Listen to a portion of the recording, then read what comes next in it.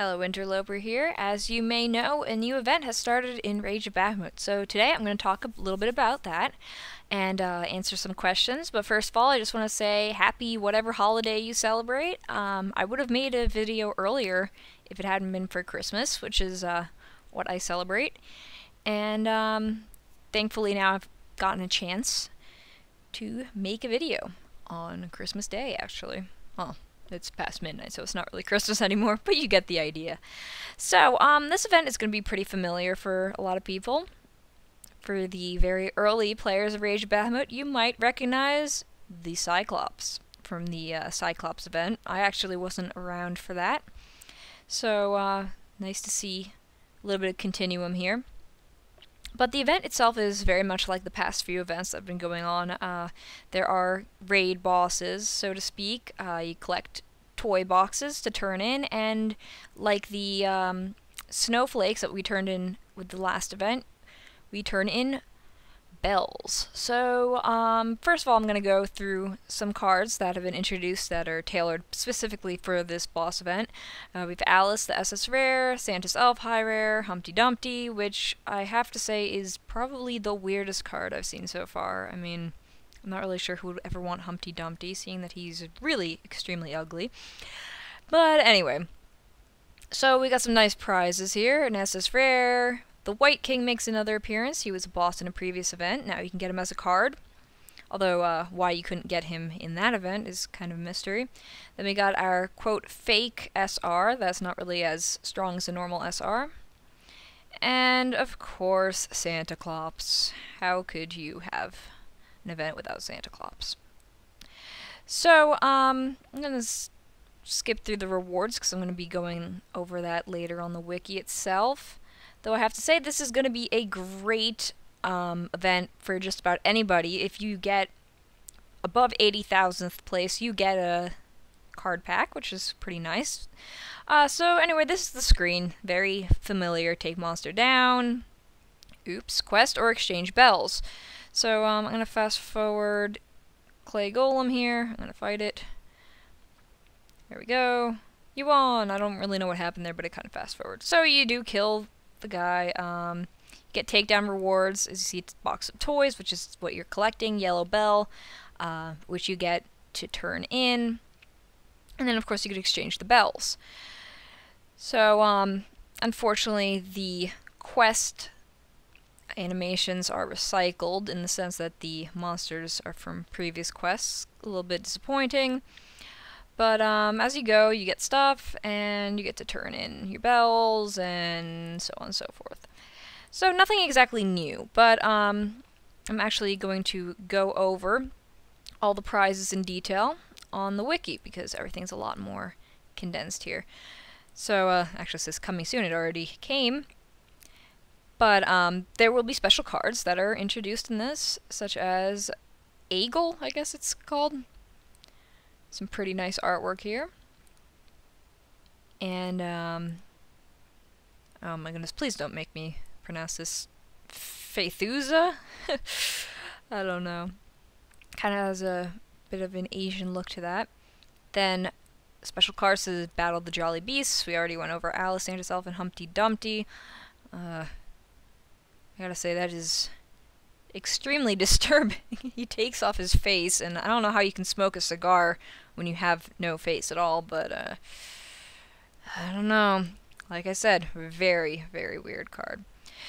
So, box of toys. You collect the box of toys, and when you exchange a certain amount of boxes, you get stuff. And with bells, you also get more stuff. With boxes of toys, unfortunately, you will get things like Angel Queen, Archangel Queen, a lot of personal holy powders. Yellow bells, you can get some pretty okay stuff. Card is always nice. More box of toys is always nice. Cure water personal, holy powder personal, guess it's pretty useful. Once you get to blue bells, you have a chance of getting the actual cards that are helpful to beat the bosses, like Humpty Dumpty, and more rupees. And then green bells, however, are really quite nice, because if you see here, high rare and up card, that would be a nice prize. Devil Queen, also nice prize. Premium CP, you never know what you're gonna get, but all in all, The green bells are the best. But of course, you won't get green bells unless you progress quite further in the event. So, the special rewards for getting boxes, as you can see, like I said, rupees, personal holy powders, and Angel Queen, Archangel Queen. And now we get into the individual ranking rewards. And this is actually a really great holiday event because no matter what you rank in, you will get something pretty nice. As you can see, 1 to 800 gets the SS Rare, with the top 100 getting 2. And then the White King is pretty much 801 to 2,999. And Archpriest Mara, a lot of people will be getting that. That's the S Rare, which unfortunately is the false S Rare, but still could be useful. But this is really what you want to aim for. 3 high rare and up card pack claim tickets and 10 holy powders. But even if you rank above 80,000, you will get 6 holy powders. So no matter what, you will be able to get holy powders to get more cards in the future, claim tickets, all that good stuff. So definitely worth participating in. Of course, there's special placement rewards for 1,000, 2,000, 3,000, 5,000, and 10,000. You get 1 Crystalline Eve, which is the SS Rare. Of course, it's pretty hard to aim for one of those because you never know what you're going to end up at the end. But box of toys collected, order ranking. Now, this is pretty nice. You do get an Archpriest Maria, which is the false S Rare, but you do get the H Rare and up card, and that's for orders 1 to 50. And even if you don't score within the top 50, you can get 2 Santa Claus or 1 Santa Claus just for being in the top 200. And then even the low ranking orders will still get claim tickets, which is very nice. And also some personal holy powders, not the best reward, but if you participate, you are pretty much guaranteed to get something nice. If you finish Quest 100, you will get a Santa Claus, which is a great gift. And if you reach Quest 100, discover and defeat the level 130 Santa Claus, get the quest question mark, question mark, question mark, you get an Archpriest Maria. So there are so many good rewards to get. And as you can see here, the base attack and defense for all these cards. And you can see here what I mean by false SR, because the stats are clearly better on the White King and the power is definitely higher. Although, of course, if I look here, it's pretty decent. It's basically a little bit of a souped up HR evolved into an SR when it's fully evolved there. So, pretty good, you know. Can always use more holy powders, more claim tickets, and so on and so forth. So this is definitely one that I believe to participate in. So now on to the questions. Somebody has asked, there's something wrong about the Lord Arthur, the reward from the Holy Wars Rebirth. In Japanese, it is legend to S legend, but this is SS Rare. Well, unfortunately, there are a lot of differences between the Japanese version and the English version, and one of those is that there is no S Legend in the English version. So, unfortunately, Lord Arthur has been demoted in the English version. Some other things that we don't have in the English version are the summer versions of some of the cards. Let me see if I can actually bring up some of them. Yeah, here we go. We have Summer Sexy Vampire as one of them. Probably deemed as being slightly too risque by the English version, but who knows. And actually, that looks a lot like Dark Angel Olivia, except a little bit unclothed. So that's why Lord Arthur is not as good. Now, somebody asks here, hi there, my question is about the current God's Attack deck. I have switched from high rares to S rares. This is a big step for me because I've never spent money on Rage of Bahamut, nor have I gotten anything above a rare from card packs, but I'm kind of clueless on what order I should place my cards. I think my current placement is good, but I'm not sure. My attack deck is Crystalia Lily, Nymph, Ifrit, Nymph, and Qinglong. Thank you for any help you can give. And they said, P.S. I'm the one who gave to the tip on using max rares instead of Angel Queens. Just wondering, did you ever check that out? So I'll go in order here. First of all, that is a perfect placement because when you're attacking, and you're sorry, kind of stumbling on my words here. When you're setting up your deck, the middle card is the card that has the biggest chance of firing off. And in your case, it's Ifrit. And if I quickly open up Ifrit here, I just spelled that wrong. My bad. Here we go. So if we open up Ifrit here, we see that his skill is Boost to God's Attack, which is a 13% attack. Now, of course, that is a 13% attack at skill level 1. So if it's skill level 10, it's a 23%. So, in other words, that is definitely a skill that you want to fire off.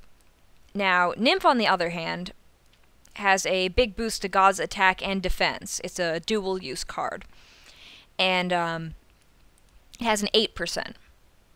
So, compare that to Crystalia Lily, which reduces defense, and that's also an 8%.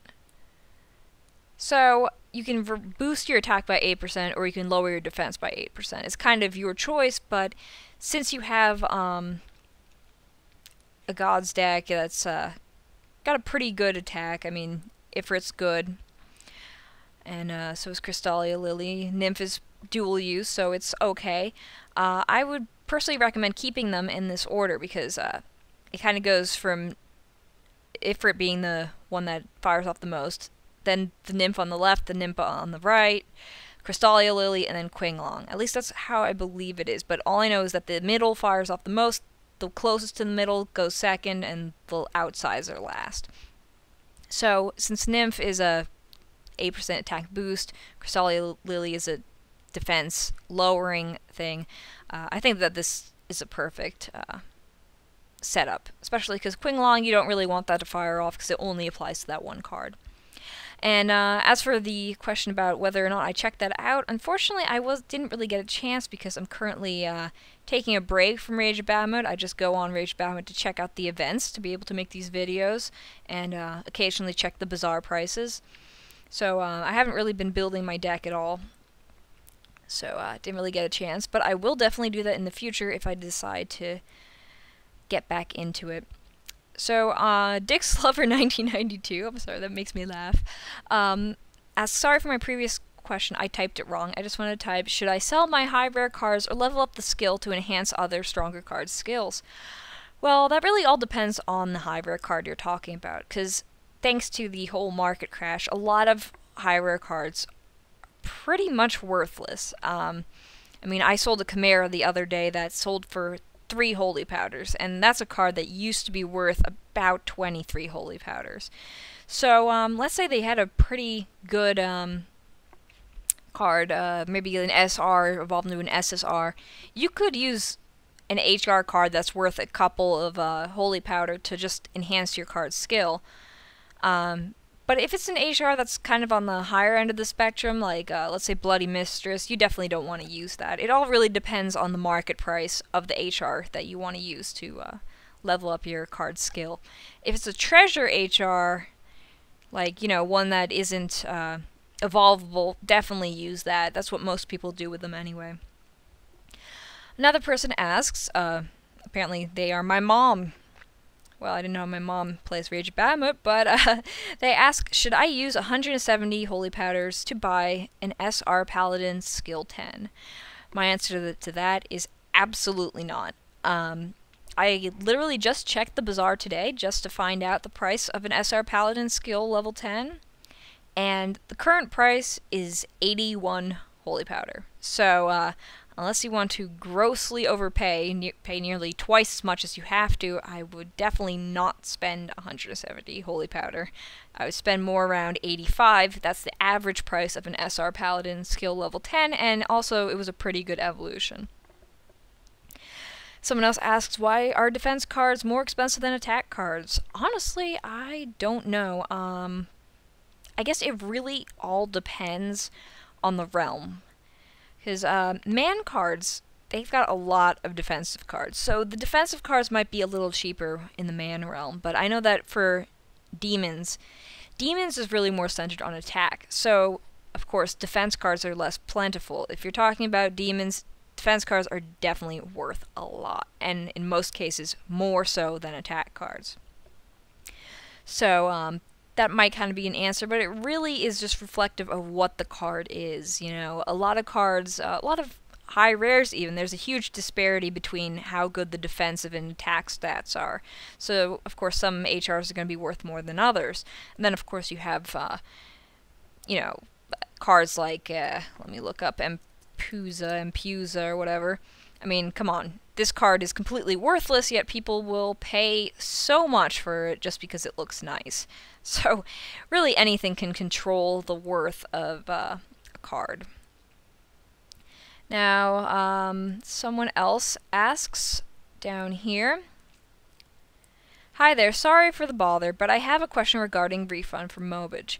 I recently got a refund from Apple regarding the purchase I made on Mobage. Apple decided I was entitled to a refund and reimbursed my payment. However, I'm kind of worried about my account. Will Mobage ban my account since I've gotten a refund? I'm asking this inquiry because I saw your previous videos on getting refunds. Has your account been locked or banned yet? Thank you." Well, okay, pretty much if you did not deal directly with Mobage, and as you said you dealt with Apple, Mobage really has no idea who asked for the refund. It's Apple that refunded your purchase, so Mobage didn't get any of your information. So your account is safe. I haven't been banned, haven't had my account locked, my account's still perfectly fine, and I did get a $30 refund, so everything's all good. So you don't have to worry about that. Now, on the other hand, let's say that your account name is Cheesehead101, okay?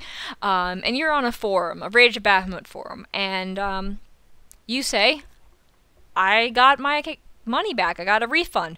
Well, let's say that your email is cheesehead101@aol.com. If you openly have your email on that, connected to that forum, like let's say on your profile, and let's say Mobage was looking for people, they could just take that email, see if there's an account under that name, and ban you. So pretty much don't go bragging to anybody that you have gotten a refund, and keep it on the down low. You don't want to have it anywhere out in the open unless you're under a name or an email address that is completely unrelated to your Rage of Bahamut account. But I think by this time, Mobage really isn't looking for any more people.